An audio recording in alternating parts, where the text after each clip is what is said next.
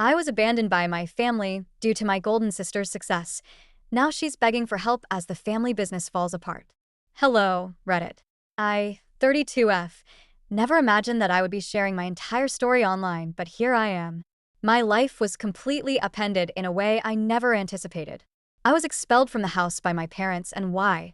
Because I managed to pay for my MBA without their invaluable assistance, and my sister, 36F, the golden child, couldn't tolerate it. Although it's a lengthy tale, I need to share it, and perhaps you all might provide some guidance or simply a virtual shoulder to cry on. Let me illustrate the dynamics of my family. I've always been the underdog, the last in line, and the one who never quite fits in. It was obvious from the beginning that my sister was the favorite. Growing up in a suburban community just outside of Chicago, my folks would hold a parade if she received an A. If I received an A, it was like, oh, cool, what's for dinner? You get the picture. Sarah, my sister, was always the center of attention. She seemed to excel at everything without really trying. More attractive, more gregarious, more everything. School plays? She took the lead. Captain of a sports team? Naturally. Grades? Perfect scores. Meanwhile, I was the awkward, bookish kid who didn't want to be in the spotlight and would rather sit in my room coding. My parents were enamored with Sarah, as if she were a prodigy. When she enrolled in a prestigious business school, they covered everything: tuition, fashionable clothes, her apartment in a fancy area of town, and even her excursions to Cancun over spring break. They often boasted to anyone who would listen about their successful daughter because they were so proud of her. And me? I kept my head down and assumed I'd have to handle things alone. Despite taking out loans and working part-time jobs during my time in college, I earned honors in computer science. But was there a celebration for me? No. My mother just said, "Dear, that's nice. Have you looked at the pictures from Sarah's graduation? Wasn't she beautiful?" In the present, I've spent the last few years managing projects for a digital company. Although it pays the bills and is a fine job, I've been looking for more. One day, I hope to launch my own business, rise in my career, or even get into top management. I made the decision to apply to a respectable university's MBA program. The catch? Tuition was astronomically high, 6 figures, to be exact. I had the hope that my parents might lend me some support. After all, they funded Sarah's whole schooling, right? After a family supper one evening, I sat them down, and to my astonishment, the topic of conversation revolved around Sarah's most recent achievement at the family restaurant. I outlined my strategy, gave them an overview of the school, described how it would advance my career, and then tactfully brought up the topic of tuition. Their expressions said it all. It was as if I'd asked them to sell their kidneys. They informed me outright that they couldn't pay my tuition, which is fine. I understand that MBAs are costly, but what really infuriated me was their refusal to even co-sign a loan. I only wanted their assistance, so I wouldn't be drowning in debt for the rest of my life, not to pay for everything. Their logic? We've already covered Sarah's tuition. Now it's time to consider our future. The worst part was that they also intended to grow the family restaurant. It seemed like they were investing all of their savings into that. What I was hearing was unbelievable. So you could afford Sarah's entire education, but you can't even co-sign a loan for me? I asked, trying to speak steadily. Well, honey, Sarah's education was an investment in the family business, my mother boldly said. You have an MBA, that's only for you, isn't it? Only for me, as if I weren't related to them, as if they didn't care about my success. I was at a loss. My parents seemed to be putting unnecessary barriers in my path, but I didn't want to miss this chance. When it came to me, they had to be prudent and frugal, but they had no trouble spending a lot of money on Sarah. I had no choice but to ask my Aunt Margaret for help. Now, let me tell you that my dad's older sister, Aunt Margaret, is quite different from my parents. To be honest, she's far more successful than both of them and works as a neurosurgeon. She's always been nice to me, though, and she's also quite grounded. There was always this strange tension between her and my parents at family gatherings. They would pretend to be courteous, but I could tell they were resentful of her success in comparison to their own. In particular, my dad detested feeling like he was overshadowed by her. When I was younger, I overheard arguments in which my dad accused Aunt Margaret of being conceited and defaming him. At first, I wasn't particularly interested in involving her, but I was desperate. One day, I contacted her to see whether she'd be able to assist me with the tuition. I described the circumstances, my parents' refusal to assist, and the significance of this MBA to me. Aunt Margaret didn't hesitate at all. "Of course, I'll help," she said. "Why didn't you approach me earlier?" It would be an honor for me to invest in your future because I've always believed you have a lot of promise. I felt so grateful, but I was also afraid my dad would find out. He would go crazy if he found out that I had approached his sister behind his back to request money. To keep it a secret, I pleaded with Aunt Margaret, recognizing the complicated family dynamics at work. She agreed. For a time, everything was well. My tuition was paid for, and I was preparing to begin my MBA. I assumed I was safe. I felt both anxious and optimistic about the future. It felt like I was finally winning. Then Sarah decided to wreck everything. To this day, I'm still not sure how she found out that I had asked Aunt Margaret for assistance. Perhaps she snooped through my emails when I wasn't looking, or maybe she overheard a call. However she discovered it, she couldn't ignore it. As the golden child, she had to make it into a large, theatrical spectacle. After a long day at work, I was thrilled to share some news about my impending MBA orientation when I got home one evening. However, I could sense a problem as soon as I entered the house. The home was eerily silent, and the air felt heavy with tension. My heart sank as I walked into the living room. Everything I owned, including my books, clothes, and even my bedding, was packed up in boxes. I felt as though the house was erasing me. Sarah stood off to the side with a smug, self-satisfied expression on her face, while my parents were seated on the couch, their emotions a mixture of disappointment and rage. I had the impression that I'd entered some kind of twisted intervention. My father wasted no time. "Explain this," he demanded, tossing a pile of papers at me.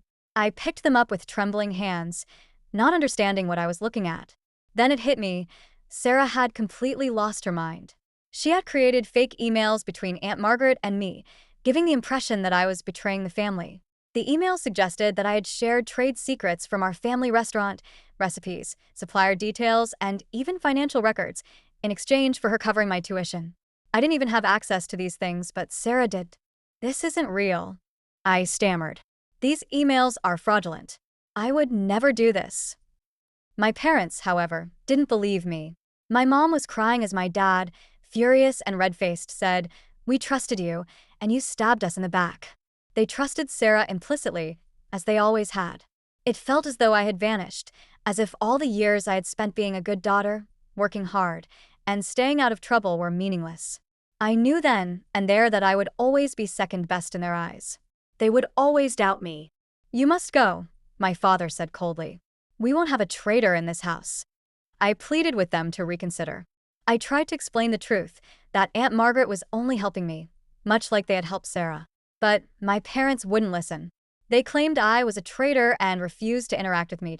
Sarah simply stood there the entire time, her arrogant expression never changing. Her eyes said it louder than words. She had won. The sister she always viewed as a rival was finally gone. That was it. I packed up the few belongings I could take and fled.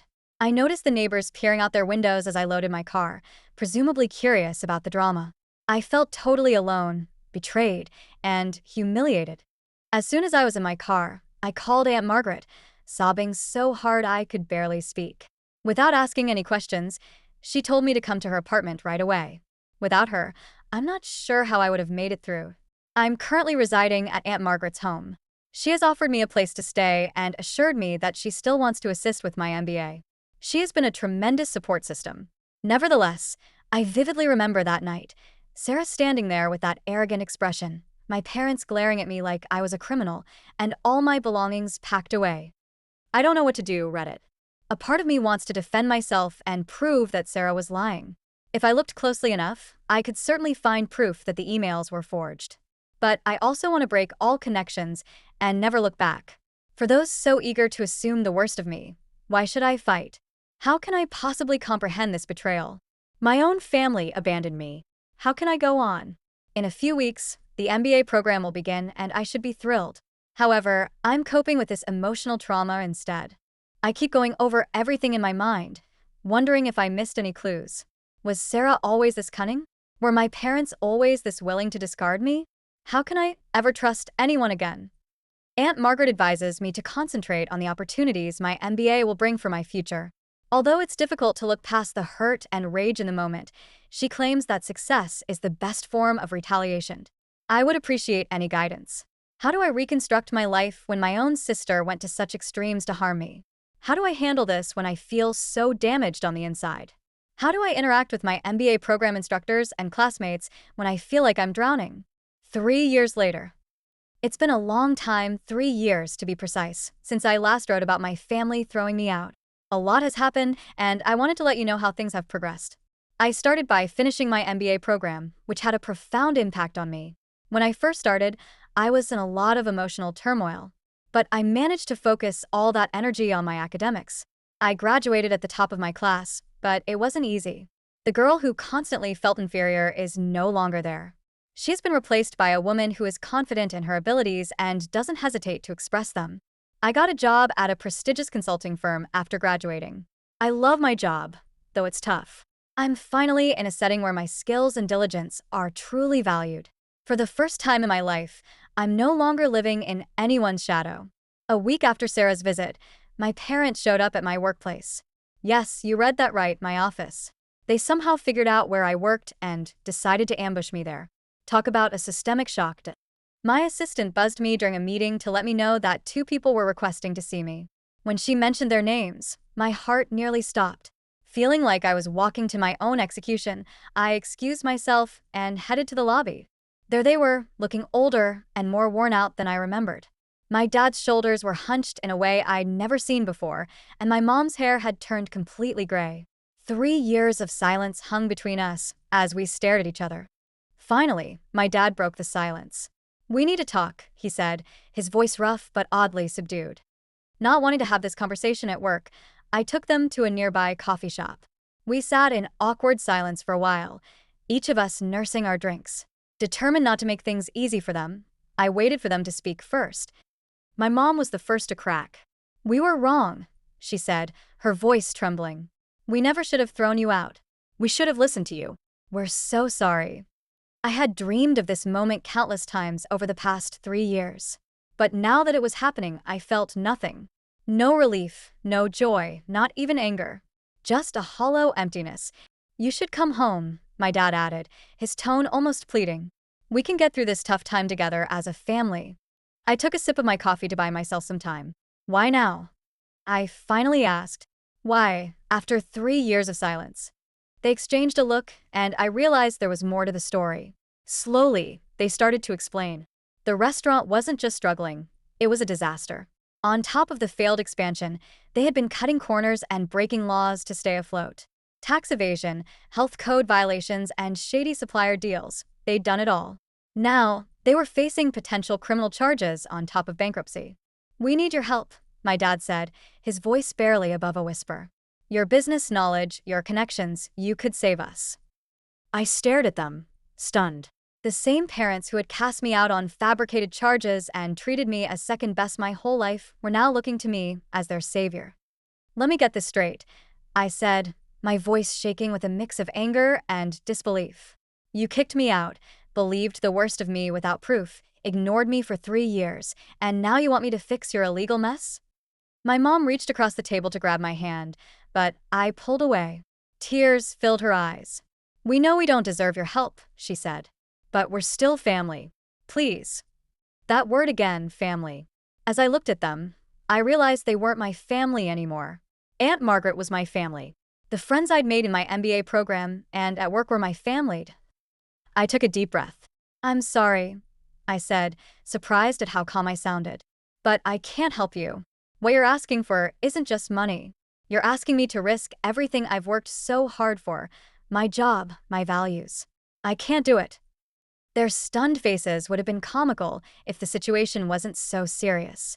It was clear they hadn't expected me to say no. My dad's expression darkened. "After everything we've done for you." I cut him off.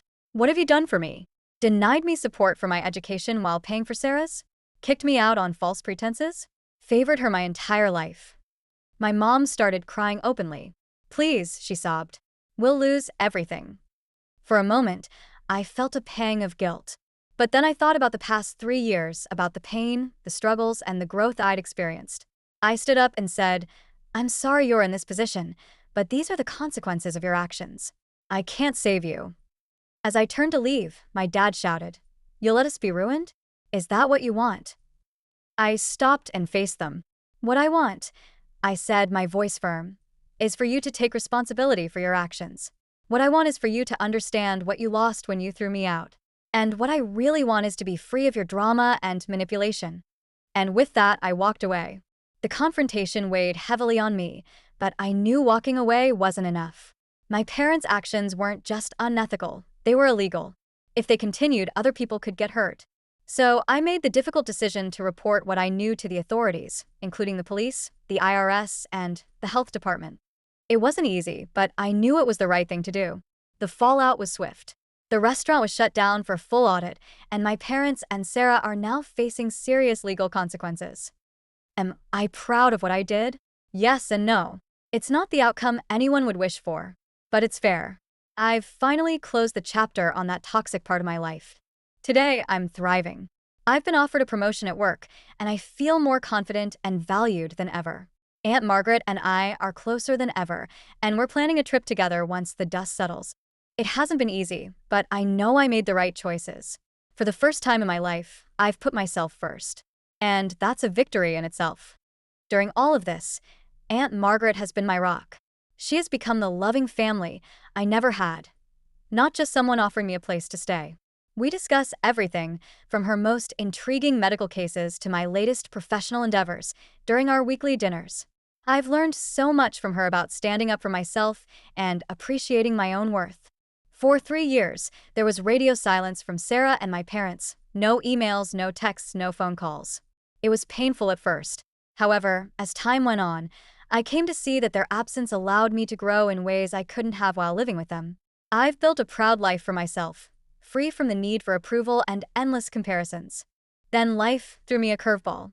Last Saturday, just when I thought I had everything figured out, Sarah arrived at my door. I almost didn't recognize her. The air of superiority and fancy attire were gone. She was wearing a basic sweater and jeans that had seen better days. Dark circles rimmed her eyes, and her hair was pulled back hastily. She looked defeated. "Hey," she said in a small voice. "Can we talk?" Curiosity overcame my urge to slam the door in her face. I opened it and let her in. Sarah sat awkwardly on the couch, fidgeting. Finally, she blurted out, "I need your help." She proceeded to explain that the family business, the restaurant, was in serious trouble. The much-anticipated expansion had turned out to be a massive failure. They had overextended themselves, taking on large loans, and were now drowning in debt. "Dad's talking about filing for bankruptcy," she said, her voice breaking. "Mom is a mess, and I don't know what to do. Despite my best efforts, I can't fix this." As I listened, I experienced a whirlwind of emotions. A part of me felt a sick sense of satisfaction. Wasn't this karma for the way they treated me? But another part of me felt something not quite pity but close. "Why are you telling me this?" I asked. "What do you expect me to do?" Sarah's desperate eyes locked onto mine. "You're doing so well with your MBA and your new job. I thought maybe you could help, offer some guidance, or—" I understood what she wasn't saying. She wanted money. The black sheep was being asked to rescue the golden child. The irony was almost unbearable. "Let me get this straight," I said, keeping my voice calm. "After everything that happened, after 3 years of silence, you show up asking for help?" Sarah looked embarrassed. Quietly, she said, "I know I messed up. I was jealous, okay? You were always so capable and smart. When I found out Aunt Margaret was helping you, I lost it. I'm sorry." "Sorry doesn't cut it, Sarah," I replied. "You have no idea what I've been through because of what you did." "I know," she said, tears welling in her eyes. "But we're still family, aren't we? Family helps each other. Please, just think about it." Family. That word struck a nerve. After everything that had happened, were we still family? I told Sarah I needed time to think. She left, leaving her number behind. And now, here I am, trying to decide what to do. On one hand, I've worked so hard to build this new life for myself. The family drama, the constant comparisons, the sense of inadequacy, they're finally gone.